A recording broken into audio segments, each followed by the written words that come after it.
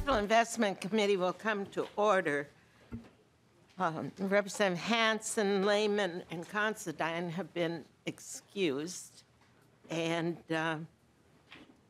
we have 2 and 2 here at the table, so everything's fair, and we will note when the others come and save the minutes to the end. So the first thing on the agenda today is the Legislative Auditor's report on what wastewater infrastructure programs that our Legislative Auditor has done in 2019 or 2018 to 2019, right? And so I welcome Ms. De La Cueva. Very good. Okay, I've been practicing.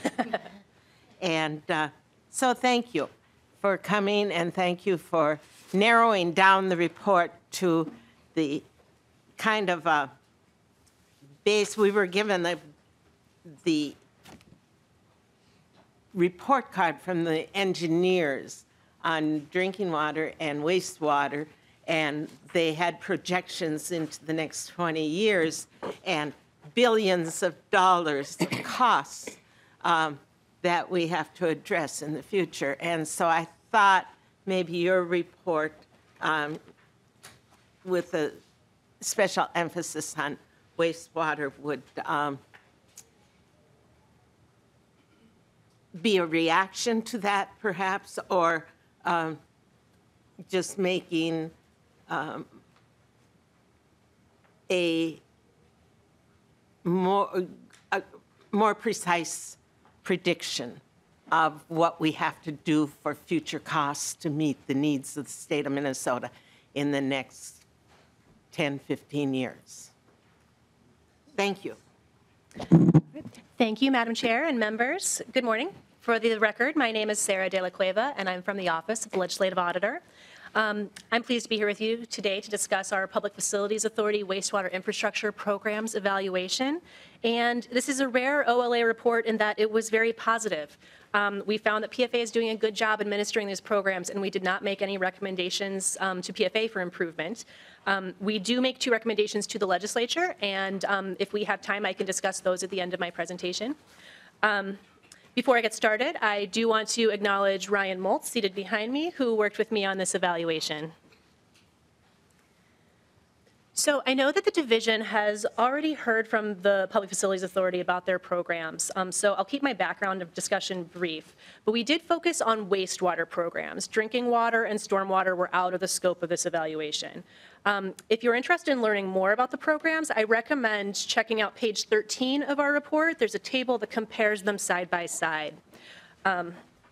So just to give you a little bit of background on these 4 programs, the one we'll hear the most about today is the Clean Water State Revolving Fund, which the PFA uses predominantly to provide low-interest loans for wastewater infrastructure. The revolving fund is by far the PFA's biggest program, and it's partially capitalized by federal grants.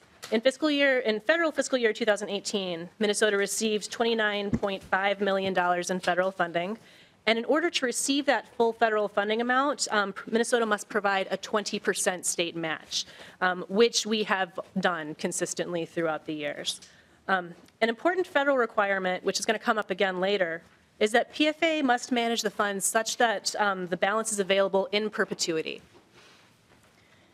Point Source Implementation Grants, known as PSIG, are grants for communities that need to update their wastewater treatment facilities to meet pollution discharge requirements. The Water Infrastructure Fund, WIF, provides grants to communities based on financial needs. And finally, the Small Community Wastewater Treatment Program offers both loans and grants to small communities that don't have centrally owned and operated wastewater systems so they can build one to replace failing septic systems in the area. So I wanted to comment on Public Facility Authority's performance. I'm not going to go through the funding process today, but I will tell you that we did find the process to be thorough and appropriate. It's a lengthy process, but each of the steps serves an important purpose in making sure that the good projects move forward. We did a number of activities geared towards testing PFA's compliance with state law. We conducted a file review of all PFA contracts in 2017 and 18. We evaluated PFA's policy manual, its application forms, the calculations it uses to determine grant eligibility, and we found no issues. We make no recommendations for improvement. What's more, PFA's responsible management of its programs has earned it a AAA bond rating from the major rating agencies. And PFA is really well regarded. We talked to lots of people, and no one had anything negative to say about PFA. We heard that PFA runs its programs like a bank, that it's transparent, that they're helpful and responsive, and do a good job helping communities through a complicated process. Not only does PFA do a good job administering wastewater infrastructure programs, but the programs themselves benefit communities. Not all PFA projects have measurable environmental outcomes, but as we discussed at the end of Chapter 2 of our report, projects designed to reduce phosphorus discharge were universally successful in bringing those facilities into compliance with permit limits. PFA programs save communities a lot of money. The Clean Water State Revolving Fund loans awarded since the agency's inception will save communities nearly $700 million in interest when compared with market rate loans. This is a conservative estimate because it assumes that all communities have the highest possible credit rating, which is not actually the case. So that $700 million is just interest savings. It doesn't account for any grants that the community may have received. And grants, of course, do help communities reduce the cost of wastewater funding. Looking at the 9 communities that received Clean Water State Revolving Fund loans in 2018, we calculated that PFA financing, including grants and loans, will save communities an average of 43% on their annual payments to the Public Facilities Authority. When a community builds wastewater infrastructure, the costs are ultimately borne by the residents of that community, often through sewer bills or special assessments. PFA's grants and loans can only reduce the cost of that new structure since the community's residents must continue to pay down previous wastewater debt and must also pay for operations and maintenance. The savings that a household sees on its wastewater bill is less than that 43% that we saw on the previous slide. This graphic shows an sample of the 2018 funding awards. And if you wanted to see all 9 communities that received awards in 2018, that's on page 35 of our report. In both cases, the teal dot on the left shows the per annual household wastewater costs with PFA financing. And the gray dot on the right shows what the cost would have been had the community financed the entire project with a market rate loan. You'll see that communities, or that households rather, saved from a few dollars a year to a few $100s a year, depending on their combination of grants and loans that they received. So now we're going to talk a little bit about that 20-year funding capacity that Chair Murphy was discussing. And that report from the Civil Engineer Society, if you look in the sources, one of their sources is the Minnesota Pollution Control Agency's Future Wastewater Needs Survey. And that is a source that we spent a lot of time discussing in our report in Chapter 3. So we found that PFA estimated $5 billion in wastewater needs over the next 20 years, and that aligns pretty well with what the civil engineers said. We discussed the limitations of that estimate in Chapter 3, and we suggest you take it with a grain of salt, but it's sort of the best estimate that we have to understand whether whether we can meet those needs. So that's what we used to estimate PFA's capacity to fund over the 20 years. I would like to note that not all projects will request PFA funding. Some will be funded locally. And so looking at just the segment of projects that intend to seek funding from PFA, that's $3.9 billion. So that's what those 2 columns represent on this graph. For our analysis, we assumed that the state and federal funding will continue at recent levels. You can see a chart of our assumptions on page 52 of the report. And that explains for the Clean Water State Revolving Fund in particular, these annual and total funding amounts assume that the federal funding and the 20% state match will continue at least at 2018 levels. And it also assumes that market conditions remain stable and that PFA continues managing the fund responsibly. For the other programs, we use the average of the last 4 years' worth of state appropriations. So using these assumptions, we estimated that PFA can distribute about $3.5 billion in loans and grants over the 20 years. This amount would allow us to fund 69% of the state's $5 billion long-term need, or 89% of the costs of projects for which communities intend to seek PFA funding. I would like to, unless there's any, do you have any questions about that? I know that was a topic that you were particularly interested in, but. No, I think your clarification is helpful. Thank you. Great, thank you. Then I'll move on to just my two last slides deal with recommendations that we have for the legislature. In calculating PFA's capacity to meet those 20-year state wastewater needs, we did not incorporate direct appropriations that the legislature makes to particular communities. These appropriations have fluctuated, and until recently they were fairly small in number. But during the 2017 and 18 biennium, there was quite a jump. The legislature made 8 direct appropriations each year, and that totaled $27 million, which accounted for 11% of all of the funding that PFA received for wastewater during the biennium. And these direct appropriations circumvent PFA's process, which I've already said we think is a good one. We found that almost half of the 2017 and 18 direct appropriations would not have qualified for a Clean Water State Revolving Fund loan had they gone through the traditional process. So this leads us to our first recommendation to the legislature. We just, since the PFA has a good process and they're administering it well, we recommend that the legislature exercise restraint when making direct appropriations to allow the communities with the greatest needs to rise to the top and get their funding. In other words, that means? We would suggest limiting the number of direct appropriations.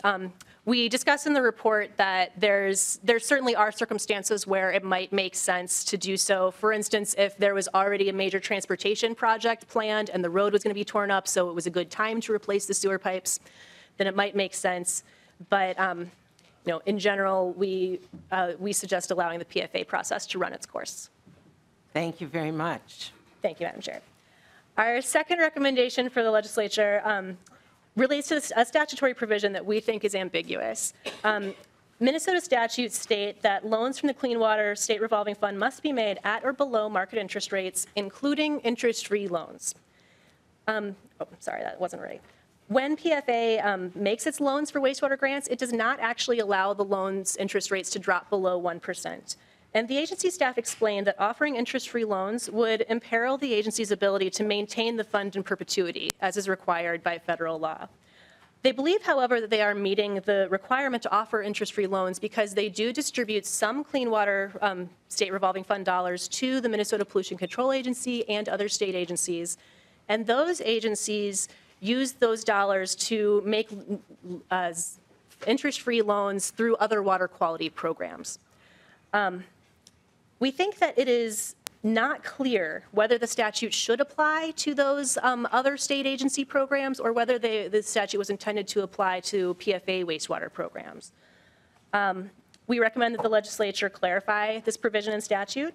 If the legislature doesn't have a specific intention regarding interest-free loans, we suggest simply making the statement permissive rather than prescribing that interest-free loans must be required. If the legislature does want interest-free loans to be on the table, we suggest specifying the circumstances under which they should be made available. And that concludes my remarks for today. I'm happy to take any questions. Thank you for having me. You're welcome. Thank you for coming. Do you have language prepared that you're suggesting to the legislature that they could use to change or clarify? Madam Chair, I do. Allow me to find it. On page 35 of our report, or 31 of the report, we discussed this recommendation. And if you do just simply want to make it a permissive requirement, allow things to keep going as they have been, we think that this language could be changed to loans must be made at or below market interest rates and may include interest-free loans rather than including interest-free loans. So we show the strike through and underline on page 31. Any further discussion or questions?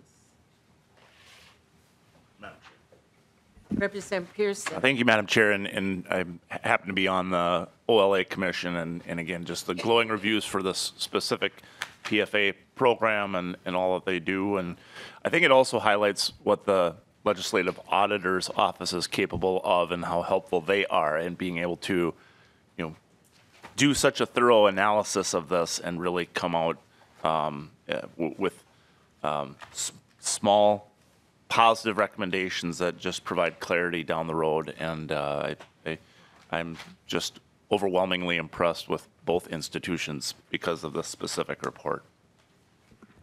Thank you. Thank you.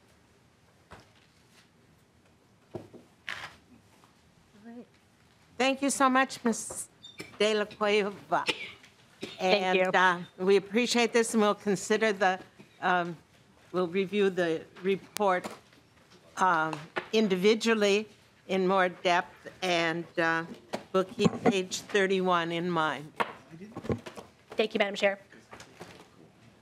Mr. Freeman, do you have any reactions that you'd like to share with us at this time? Or not? You don't have to.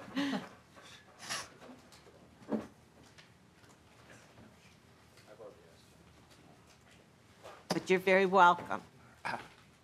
Well, thank you, Madam Chair. Good morning, members. And I don't have anything specific. I thank the OLA staff for a very professional and thorough review. They've started meeting with us, I think, back in April, and spent a lot of long days looking through project files and documentation, and we had numerous meetings to go over various questions and issues, and they did a very thorough job. I would just point out that in terms of the 20-year needs numbers, those certainly are big numbers. There's no doubt about that. But it's important to recognize those are over 20 years. And we're not going to deal with all of that in a short-term period of time. The projects aren't ready in a short-term period of time. It takes a continuous, steady, predictable funding to allow the cities, and ultimately the cities are the ones that own this infrastructure and have to do the work to identify the projects and bring them forward. And really the best way to keep that pipeline, if you will, of projects moving is for the cities to have confidence that the funding, the low interest loans, the grants, if they're eligible, to understand how the grants are determined. And that's really what cities need, is that predictability, so that they can make their investments in the upfront engineering to keep those projects moving and bring them forward as they're ready. So it's a long-term problem or issue to address, and will require consistent long-term funding to keep it going. Message heard. And thank you and the staff at the Public Facilities Authority for working so cooperatively with the cities and the people that need assistance, and walking them through the governmental process of getting a grant or a loan or a position on the rating scale. That's very important too. And so to have this good report lauding your accomplishments, their work is much appreciated also. Thank you, Madam Chair. Thank you. Mr. Salke, or Representative Salke. One of the things, Ms. Chair, one of the things that, and I don't know if this should be put off for another time, so please use that as a possible answer, because it could be just too much to talk about in this context. But one of the exposures I think we have are the very, very smallest treatment systems that we have around the state. Some could be attached to a disconnected mobile home park. Others could be attached to a other kind of gathering of residences, but they're not necessarily under the auspices of a incorporated city or a village or that sort of thing. Do you have any sense at all, if we get to that very small sector, do we have available programs? Because I was so impressed last year, I think, when you went sort of through that whole catalog of possible places that cities and/or entities can plug in and that you have programs that you can administer for their benefit. So where are we in that arc of, I think of it as risk exposure versus the ability to respond to that? Mr. Freeman. Madam Chair, Representative, I think we have my thought is we have a good range of programs to address a variety of sizes of communities, and there's no doubt that the financial challenges are much greater for small communities, and then when you have the kind of, in some cases, even non-municipal type systems that you're talking about, they're all quite challenging. We have done numerous projects over the years to extend municipal service from a larger city to connect various areas like that and unsewered areas where there's a cluster of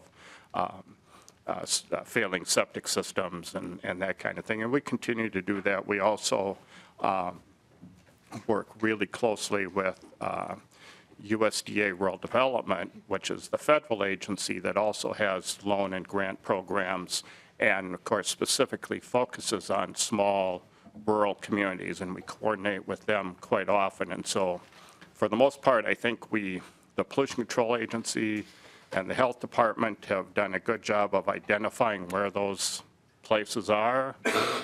We coordinate with the other funders to determine kind of what the appropriate way to fund those projects.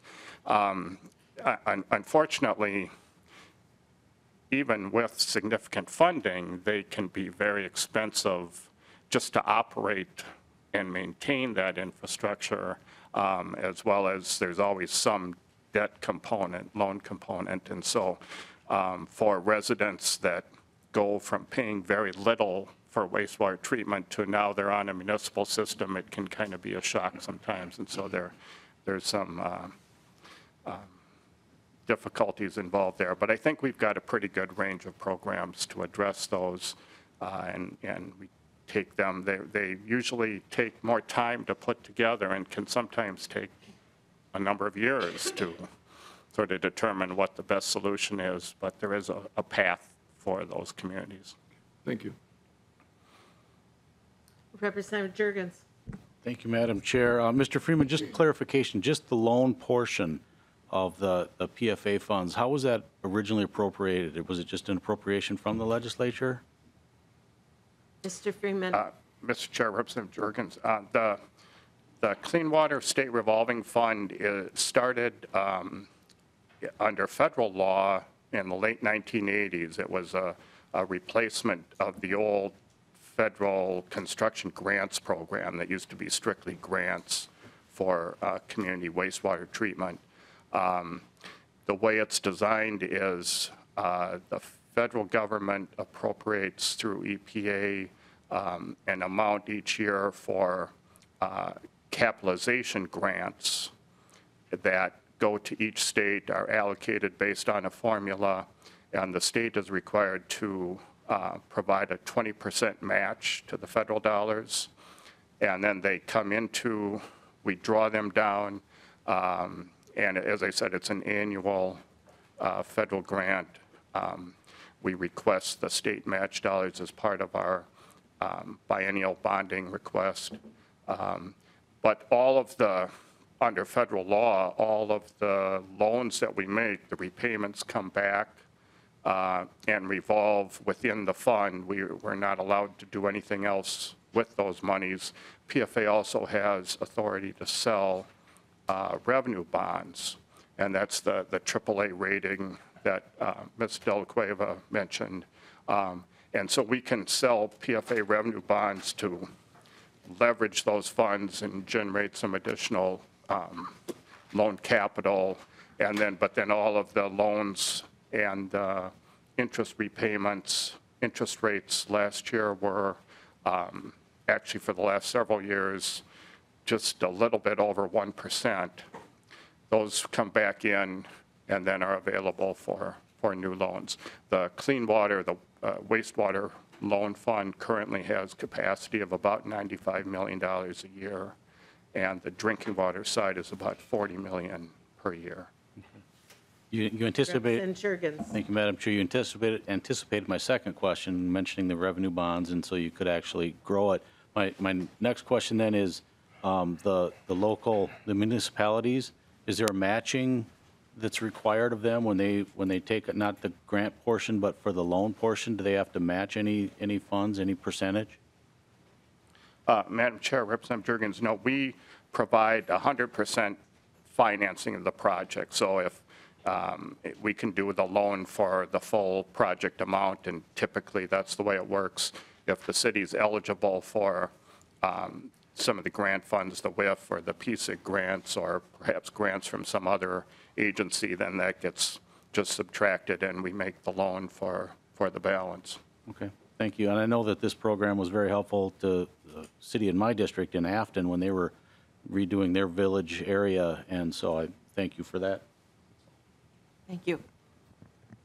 Thank you very much, Mr. Freeman. Thank you. Representative Olson, Mayor Larson.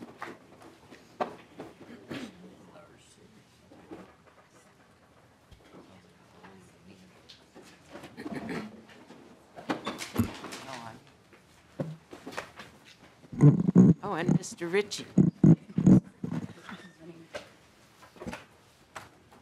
Welcome to the Good morning, Capital Madam. Investments Committee, and we're prepared to listen about the seawall. All right. Good morning, Madam Chair and members. We're just getting the PowerPoint set up, but I'll get started. So House File 184 is our request for state assistance to complete Phase 2 of seawall reconstruction at the Duluth Entertainment Convention Center. Phase 1 of the project is currently under construction with non-state funds. There was some urgency in proceeding with the work due to clean up contaminated sites along the St. Louis River estuary. One contaminated site was in Minnesota Slip, and we needed to make sure that the seawall was sound as the work proceeded to cap the contamination at that location. I have with me Mayor Larson from the City of Duluth, who can tell you a bit more about the urgency for completing this work. It relates to the severe storms that we have had on Lake Superior in the past year. Thank you. Thank you, Madam Chair. Thank you, Chair Murphy, and thank you, Representative Olson. My name is Emily Larson. I serve as the mayor for the City of Duluth. It is really a pleasure to be here today. Thank you for having me. And thank you, Chair Murphy, for hearing from us regarding the seawall at the deck. Representative Olson is correct. There is significant urgency surrounding the completion of this work. In the recent storms that have done such severe damage to the lake walk in Duluth, we have experienced a significant storm surge, which has raised the water levels in our harbor by several feet. And this has put a strain on an already failing seawall system at the Duluth Entertainment Convention Center. The work of repairing the seawall will be significantly easier and less expensive if we can accomplish it while the current structure is still in. If sinkholes begin to develop or sections of the wall become structurally compromised, costs will only rise with time. The seawall at the deck serves as the city's front porch. There's a great deal of activity in this area, so the timely replacement of the wall becomes a public safety issue as well. In the months leading up to the reconstruction of the seawall in Minnesota Slip, a significant stretch of the seawall was fenced off to prevent pedestrians from getting too close to the compromised seawall structure and the sinkholes that were forming. We appreciate the opportunity to be here. I'd like to just talk through a couple of slides, if I may, Chair Murphy. Please proceed. Great, thank you. So I'm not actually going to read everything. I just wanted to show you a couple of things. So this is obviously an aerial view of Canal Park.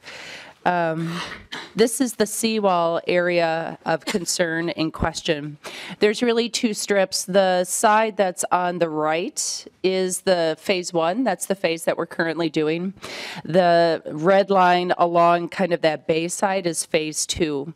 I think all of you know Duluth. You understand that we're a city of 86,000 residents, 35,000 daily commuters, and 6.7 million tourists. And many of those tourists come to us because of the lake, because of the water. They want to get there. We have a lot of events which rely on the stability of the seawall. These include Grandma's Marathon, the Inline Marathon, tall ships, research vessels, military vessels, excursion boats, Bayfront Festival Park, Bentleyville, and the Great Lakes Aquarium. So we have had detailed engineering and inspections and investigations done. What we know about this area that is concerning is that it has several issues that involve safety, corrosion, failing wood cribs, failing 1880s platforms and docks. We have sinkholes. This is an anchor side for the Minnesota Slip Bridge, which is that blue pedestrian bridge. We have failing sheet pile, and we do have a strong need for environmental dredging in that area. And as Representative Olson said, phase 1 did address some of that. So phase 1, which again is that element that has that Irvin ship and a little marina there, the shorter section in red, that is the section currently underway. $6.7 million is the project budget. It was an area that was built between 1880 and 1950. Those are the age of the seawalls there. The total budget is $7.8 million. The city investment, which is significant, was able to leverage non-state funding to get that first section done. It will be open in the summer, actually. So maybe you saw the Irvin get moved out of the bay. It was pretty exciting for all of us in Duluth. It's going to get moved back in. And then section 2, I purposely am not talking through the slide because I know you can read, and so I just kind of want to give you the visual there. This is the section that we're talking about. That is the area behind the deck and the area by the Great Lakes Aquarium. This is a $7 million project. $6 million of it is the deck wall. $1 million of it is basic surface improvements. It's an area that was built between 1950 and 1980. So I just have a couple of photos, and then my comments are done and would be happy to take questions. So this is the area behind the deck. So we have wooden seawall elements. We have metal seawall elements, all of which are failing. And then we have some significant, this is the area behind the Great Lakes Aquarium. As you can see, the seawall here is actually just kind of on its own, doing its own thing. And then, of course, we have storm damage that exacerbates the issue and really elevates the vulnerability and the access to sinkholes. These are some drawings of what it may look like when we're complete. So the surface, as you can see, there will be an investment in the surface element, but it is not extravagant, and it's really a connectivity issue there and a road access issue. So, Chair Murphy, that completes my comments. Thank you, Mayor Larson. When did this area, when did this start to be called the seawall? Chair Murphy, thank you for the question. I'm in my 4th year as mayor, and I've always called it the seawall. And it was called the seawall before I was elected. So I don't know when that phraseology began, but you must know it by something different? No, just. Oh. I didn't know it by something different, but lately I've heard about the seawall, and I thought, what are they talking about? At first, that was my reaction, and then I was informed what they were talking about. And then when the Irvin moved, there was a lot of talk about the seawall, and I thought, when did we start thinking about it as a seawall? I don't know. Why not the lake wall? I guess it's an inlet, Chair Murphy, it's an inland sea, I suppose, so we could take it that way. And our latest storm had hurricane gale force winds, so and then is there works. A third phase then for where that other end of the lake walk, where the underpinnings are really terrible? Is that part of the phase 2, or is that a separate phase? Chair Murphy, the section that is closer to the deck or the section that is further up the lake walk? Up the lake walk. So that is actually part of that's another storm that we're recovering from. And just last week, we were notified that we did receive presidential declaration for FEMA. That's an $18 million damage that we have had there. And so we are beginning work. We've actually got one section that we will have done this spring, and I have invited delegation members to come up and see it, because as we rebuild those sections, not only are we looking at how to get people on a lake walk and moving and surface, but we're rebuilding engineering and structurally underneath, and rebuilding with climate adaptation so that we don't have to do it next year when we have our next 100-year storm. Very good answer. And I'm sure that federal money will be a tremendous, tremendous, tremendous asset. And we are most appreciative to hear of the notification that we qualify for, that you qualify for that tremendous investment in our lake walk and seawall. That's right. Huge. Any questions? Representative Torkelson. Well, thank you, Madam Chair, and welcome to committee, Mayor. And a couple of questions. First, as I recall, there was some mystery about the deterioration of the seawall or harbor wall or lake wall or whatever this federally funded wall might be. Did that get solved? Did we figure that out? The steel was actually disappearing, and they were having some challenges figuring out what was happening. Chair Murphy, Representative Torkelson, thank you. Thank you for your question. I looked puzzled at first because I was trying to remember which element was in question. And yes, we have gone down and investigated. Scuba divers were down there doing all of the work that they needed to do. So I could follow up with you with more detailed. We have a lot of information and evaluation on what was happening, how fast things are eroding, and what the critical points and junctures are. I think the area in question that you bring up is kind of the corner area where the Vista excursion boat, there were some really significant sinkholes there. Actually, we had to cordon off a significant area. So I think that might be the area in question, but I'd be happy to follow up with you with greater detail. Representative Torkelson. Thank you, Madam Chair. Thank you, Mayor. Yeah, I don't recall if it was, I do recall it was a significant problem, and I don't recall if they figured out how to solve it. So hopefully, as we continue to invest in the walls around the estuary, that we have figured that out. Could you talk a little bit more about the federal funding involved in the first phase and potential for federal funding of this second phase? Mayor Larson. Thank you, Chair Murphy. Thank you, Representative Torkelson. Yes, the first phase, as I said, was around $6.7 million. We went ahead with that project. The city put in a significant portion of funding so that we could leverage non-state dollars, like dollars from the EPA and others who could help us get that project done. It is a project that is pretty complicated. There are a lot of public assets there. There's a lot of public activity. It's a thoroughfare. It's a connectivity issue. And then there's also some private activity and some parking on the other side. So there have been a lot of people in the kitchen on that project. I'm proud of the fact that we were able collectively to get it done. We moved ahead with that as one recognition of the city's investment in the two-part phase 1, phase 2 process. So that should be open. I'm not sure what greater detail maybe I could provide for you that might be helpful this morning. Representative Torkelson. Well, thank you, Madam Chair. Thank you, Mayor. I just, a little bit curious about how much, if you're pursuing federal funds for phase 2, and what possible contribution might be involved. Mayor Larson. Thank you, Chair Murphy. Thank you, Representative Torkelson. In terms of the contribution from the city, we would view that our significant investment of around $1.9 million into phase 1 is representative of the investment that we would make to the total project. We can talk about what, in addition, we would need to do for phase 2, but that is partially how we're positioning these two projects together. Representative Torkelson. Well, thank you, Madam Chair. Well, we'll see how these potential sources come together. The Minnesota slip itself that we're spending, you and the state of Minnesota and federal funds are going into. What's the payback on the Minnesota slip? Mayor Larson. Chair Murphy, Representative Torkelson.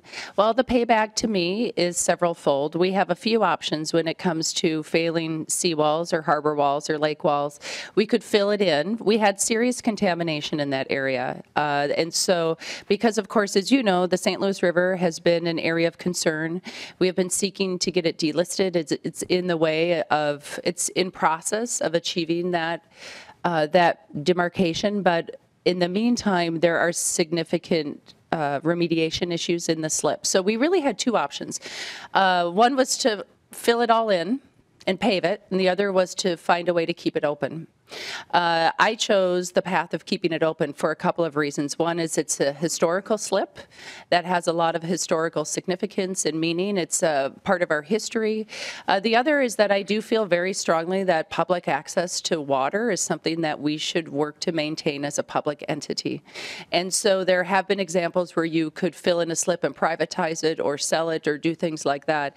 There have been very strong feelings on the part of Duluth about the public access. And so we made the choice to cap it. We found kind of a hybrid model. There were options that would have brought it up to probably $18 million, I think.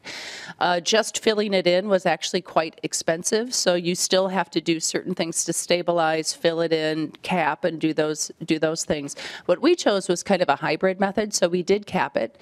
And then we're doing the repairs, and then it should be good to go. We should not need to come back to that area again. Thank you. Thank you. Anything else? Thank you, Representative Olson. Thank you, Mayor Larson. Thank you, Madam Chair. The Rochester item on the agenda is going to be transferred to another meeting in the future so that Representative Salk doesn't have to give the whole presentation by himself and give the people another opportunity to come to the big city. So the third item on the, or the seventh item on the agenda is the Humanities Center, the Minnesota Humanities Center. And they have a couple ideas to present to us today. Representative Mahoney. You're going to be doing more talking than me. But are you going to do the introductions? Is that it? Thank you, Chair Murphy. Yes, this is a presentation on what we're going to be asking for when we have a bill and bring it in front of you. So I want to thank you for allowing us this time this morning, to the committee and to the chair. You have our undivided attention. Thank you. This is a request for $750,000. Last year, the bill included $1 million for renovations to the Humanities Center. We need to repair exterior and interior issues. Some is water mitigation, heating, ventilation, and air conditioning project. Work has to be done. The Minnesota Humanities Center is it's located in the old Gillette Children's Hospital, which is in my district and abuts up to the Phelan Regional Park. And for those who have been there, you know how beautiful a setting it is. For those who have not, you hopefully will get a chance to see it. You'll also see where my wedding was held, which is just about 100 feet from the parking lot. Very, very lovely setting. Hopefully you'll go there when the magnolia tree is in bloom. The Humanities Center is confident that it can raise the match. It's a $3.5 million project. They need to have their match for the $750,000, and they're very confident that they can do that. Some of the issues, and I'll be pretty brief and then turn it over to the commission. or the executive director. There's water inclusion causing damage in the roof, the walls, and the interior meeting spaces. It's much more cost efficient if we do it all at once rather than use the $1 million that was there from last year and then come back and try and do it next year or whenever we can get the balance of the money needed. We need to clean up the mold that's in the building. And I will invite the interim president, Ann Hunter, to and the director, Nicole McMahon, to provide more information. Okay, who goes first? Who would like to go first? I would like to go first. All right. My name is, Ann? Madam Chair and members of the committee, my name is Ann Hunter, and I am the interim president of the Minnesota Humanities Center. Okay. Thank you, Representative Mahoney, for that overview, and good morning, everyone. Minnesota Humanities Center is the only statewide organization ensuring that the humanities are relevant and accessible to all Minnesotans. I'm joined by my trusted colleague, Nicole McMahon, who is director of our event center. It's part of the Humanities Center, and she's an expert on this historic building. In the next 10 minutes, I'm going to give you a brief history of the building and an overview of our mission-centric work. Nicole is going to talk about how we use the building and the pressing needs for repairs, and then I'll wrap up with a quick summary of the building costs and our funding model, if that's okay. And then we'll leave a few moments for questions at the end. There is a one-page flyer in your packets that describes what we're doing if you would like further information. So the Minnesota Humanities Center, our mission is building a thoughtful, literate, and engaged society. As a St. Paul institution, a nonprofit with a statewide charter, we offer programs and events throughout Minnesota, and we run a St. Paul-based full-service event center. We're also recognized as the state affiliate of the National Endowment for the Humanities.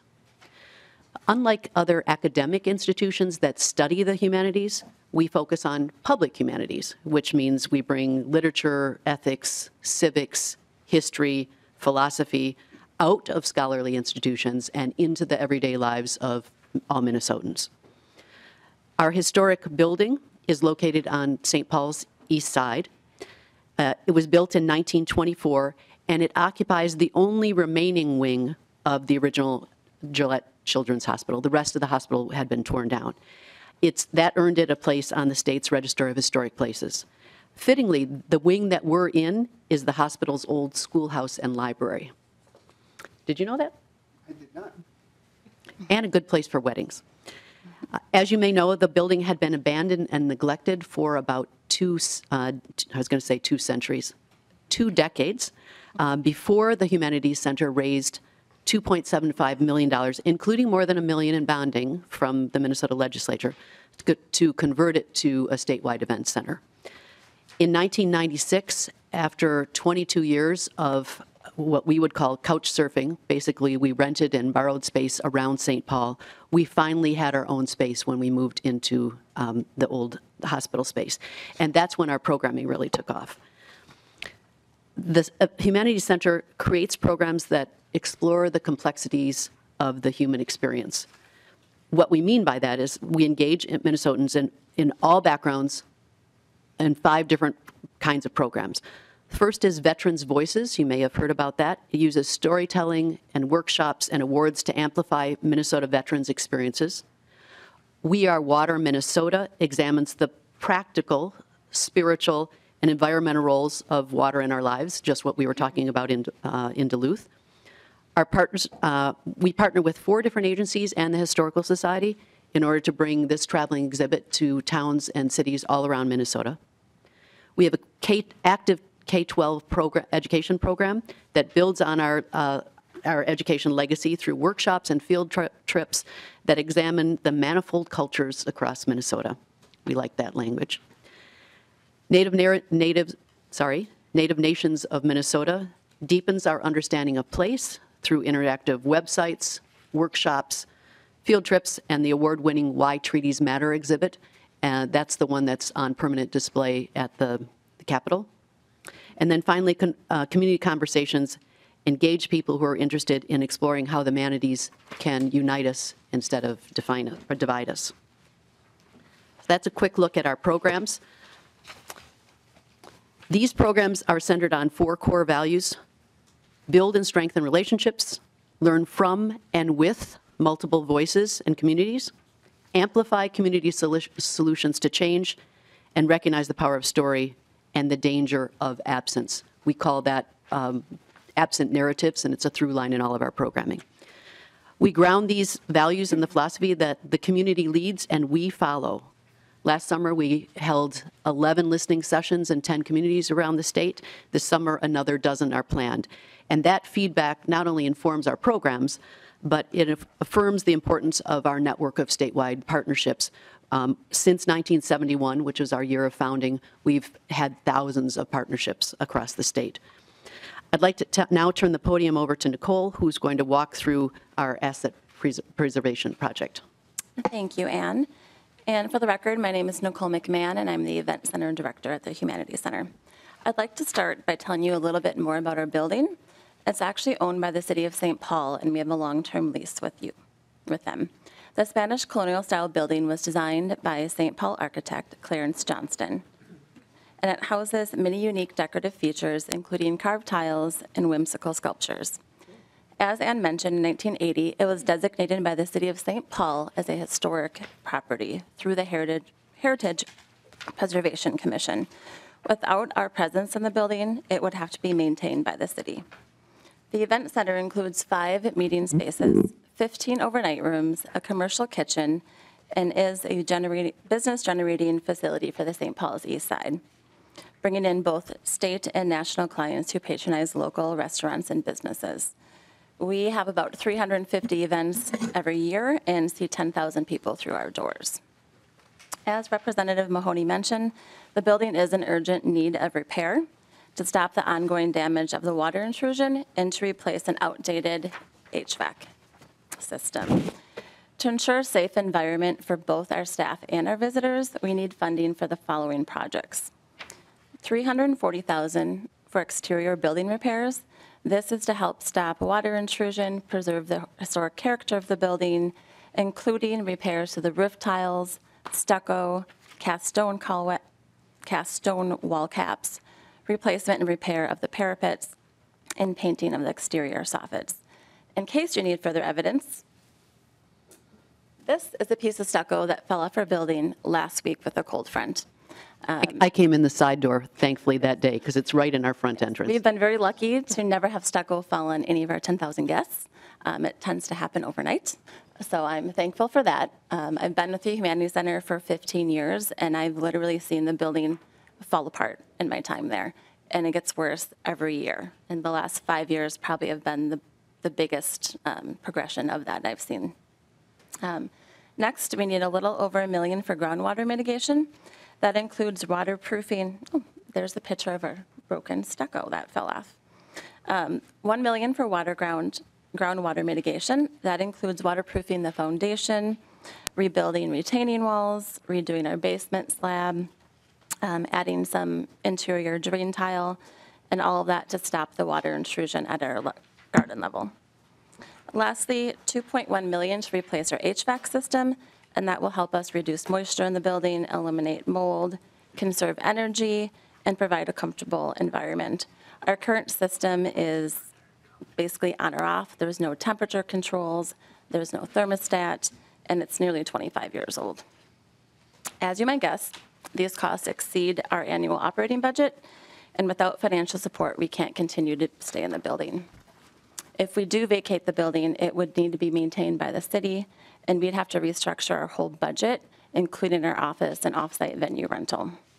That would dramatically cut into our resources that we have for programming and would have a profound impact on the way we operate in the communities we serve throughout the state. With that, let me turn it back over to Anne. For the record, this is Ann Hunter, Interim President. To recap, our asset preservation project relies on $750,000 in additional bonding, which we will match with local funds. We have already raised more than $1 million in matching funds for the 2018 bonding allocation, and that includes $350,000 from private funds and $590,000 from local foundations. In addition, we've secured a $250,000 STAR grant and loan from the City of St. Paul, and that's tied to water mitigation. That grant and loan expires in 2 years, so that creates more urgency for us to act this session before we lose that funding. That wraps up our prepared remarks. We appreciate your interest and your past financial support, and we're happy to entertain any questions. Thank you very much. Please clarify for me. I'm a little confused. Certainly. You have just one building. We have, Madam Chair, we have one building, and it serves two purposes. And it houses our headquarters, so our offices for 30 staff, and we have about 300 contractors, and it functions as an event center. It's a shared building. The event center generates about $400,000 a year, and that basically covers the cost of us operating there. Okay. And the building is owned by the City of St. Paul. And what kind of oversight does the city have for the building? I'm going to turn that to Michelle. Yes. Or to Nicole. I get called Michelle all the time. Thank you for the question, Madam Chair and Committee. We have a long-term lease, a 50-year lease with the City of St. Paul. So we pay $100 a year in order to stay in the building. To my knowledge, there isn't a lot of oversight from the city. We've met with them before, and basically it's up to us, our responsibility to take on the financial part of that, and we maintain and upkeep, maintenance, everything of the building. That's part of our lease. Okay, so they're hands off. They're hands off, You correct. pay $100 Yes. a year. Okay. And who are you? The Minnesota Humanities Center. What is that? It's not a state agency. Madam Chair, we are a nonprofit 501c3. We used to be a state agency. We were a commission, and many years ago we changed to a nonprofit. We have a statewide charter, and we are affiliated with the National Endowment for the Humanities. But we are an independent nonprofit that runs these programs. Okay. And what does affiliated with the National Endowment for? So the National Endowment for the Humanities. Yes. So that they have a chapter, if you will, in every state. And so we are the state chapter. We get funding from the National Endowment for the Humanities. That's one of our major funding sources, along with the state of Minnesota, private funding, and earned income. It's just like any nonprofit. We have multiple sources of funding. And do you get the same amount of funding each year from the National Endowment for the Humanities? It varies slightly, but roughly $1.5 million per biennium.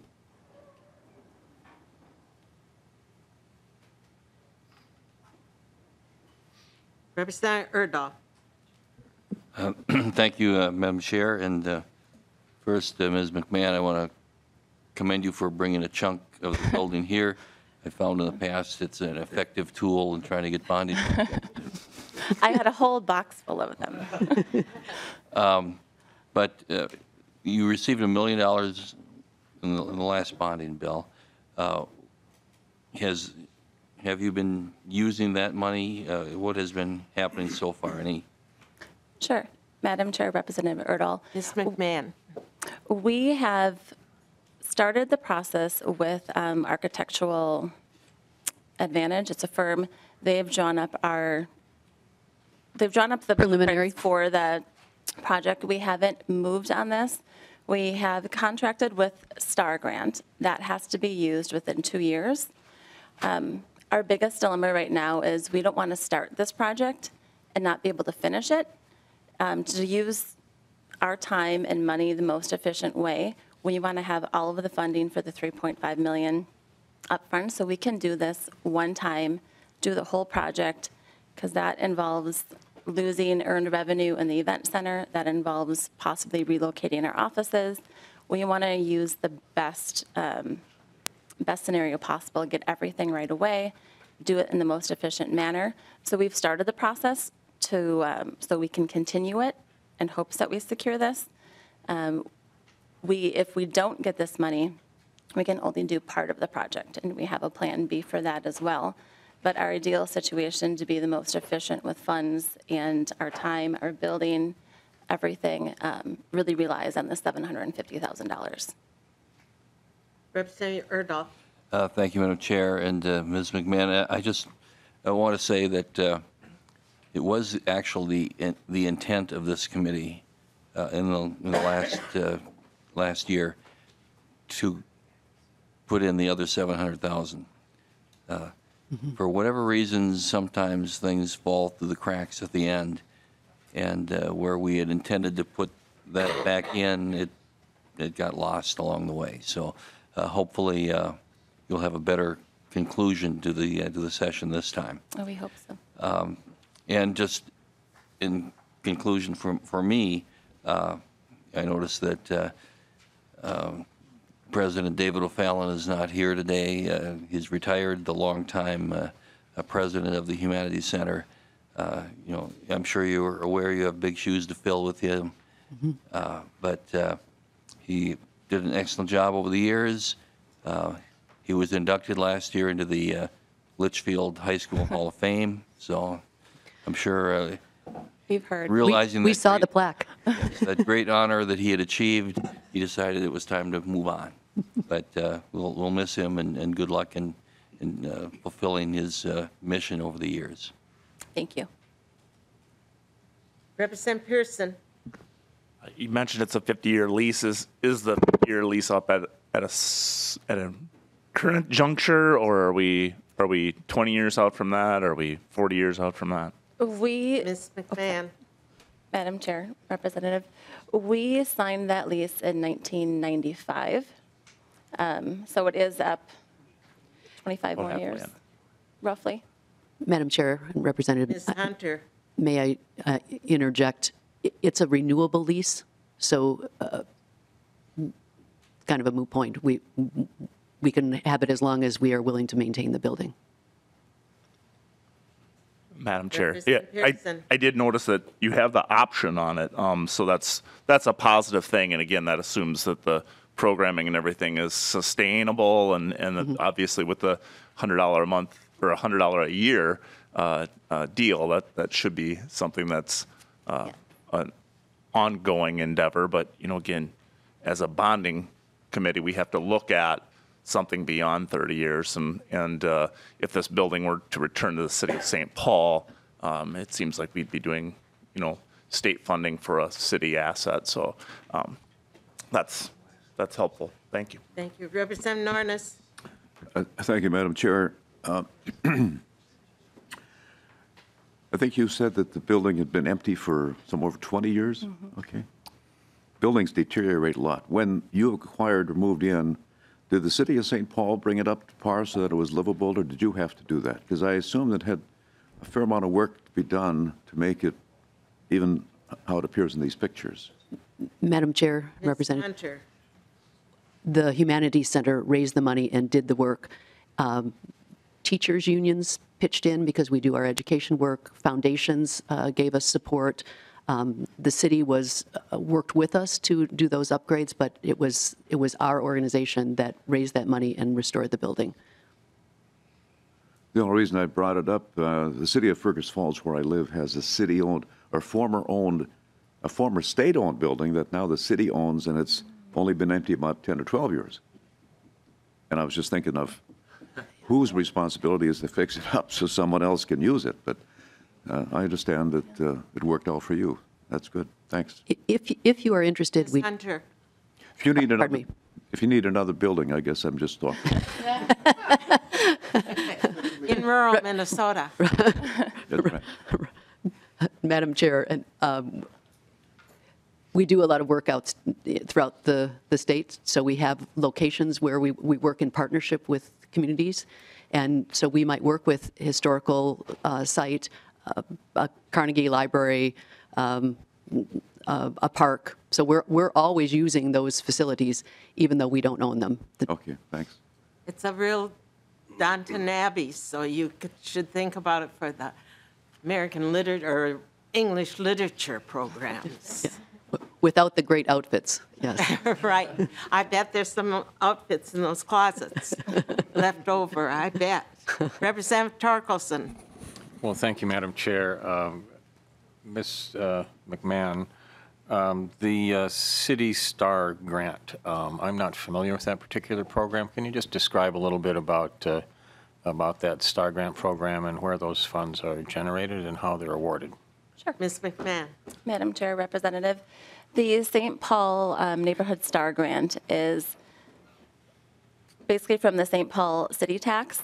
All that excess tax, I don't know if it's 2 or 3%, goes into a fund. And then this is actually our third year. We applied 3 years in a row, got the STAR funding. You can apply for up to $250,000 per project. And we have a mix of $100,000 grant and $150,000 loan. I said that right. But it comes from the St. Paul city tax that we pay. That goes into a fund, whatever they have in excess, that goes into their STAR program. Representative Torkelson. Well, thank you, Madam Chair. So you've had other allocations prior to this one from this same program? I didn't quite catch what you were saying. Oh, sure. Ms. McMahon. Madam Chair, Representative, we got denied the grant the first 2 years. The third year we applied, we were rewarded. Thank you. Representative Torkelson. But it's not fully a grant, it's only partially a grant, and the rest is a loan. Correct. Thank you for that information. Anything else? Thank you very much. Thank you, Representative Mahoney. And Madam Chair, thanks for Madam your Chair. time and yours. Representative Udall. I'd just like to comment that I think that Representative Mahoney looks particularly dapper today. Maybe you've got a TV appearance or something that you're addressing.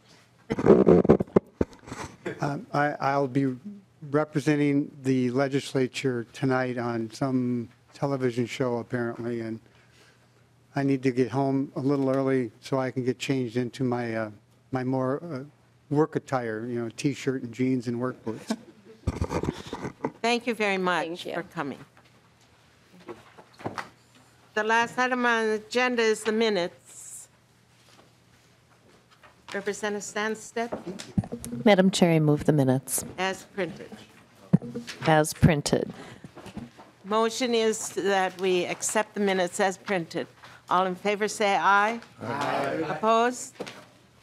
The minutes are adopted. Is there any other business, any other conversation you want to partake in at this moment? Representative South. Thank you, Mr. Chair, and for the members, I just want to thank you for coming and expecting the good story of the airport project that we need. I have some documents that I had prepared that if you want to do a little homework kind of thing and see the project and see parts of described, I have that available. I just didn't want to use that in context when they are going to come with their full project later at another thing. So I have that available if you're interested. Thank you very much. Otherwise, please keep your Rochester folder in your save pocket in your packets. Save pocket in your packet.